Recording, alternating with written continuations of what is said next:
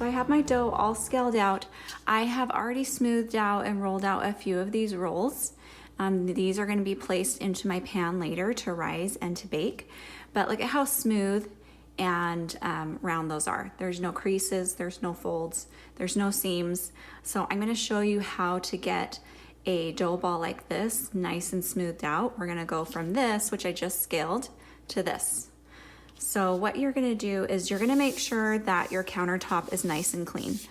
I know we usually put our dough on a floured surface, but when you're smoothing these dough balls out, you want to have a nice clean counter because you need the dough to be able to slightly stick to your countertop.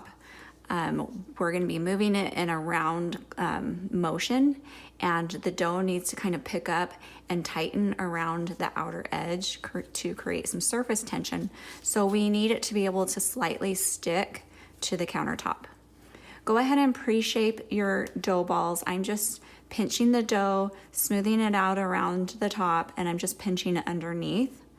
And that's my pre-shape. So once I have it rounded out like that, what I'm gonna do is I'm gonna use my hand to move it around the countertop, which is it's going to pick up on the countertop. And as I move it in this circular motion, the dough's gonna pick up and it's gonna tighten around the outer edges, and then the dough inside is gonna come together, and it's also gonna seal all of our creases on the bottom.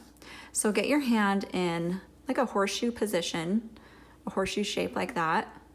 And what you're gonna do is you're just gonna guide that dough into a counterclockwise motion.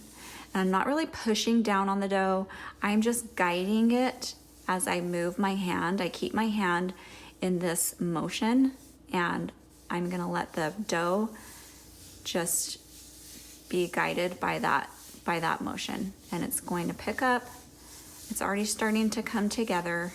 I can feel that dough coming together underneath, and the outer edges are tightening up, and you just keep on doing that clockwise motion. Once you feel like it's nice and smooth and tightened on the outer layer, go ahead and pick it up, take a look at it. It's nice and smooth underneath. The seams and the folds have sealed together. So that's ready to put in our pan and let rise.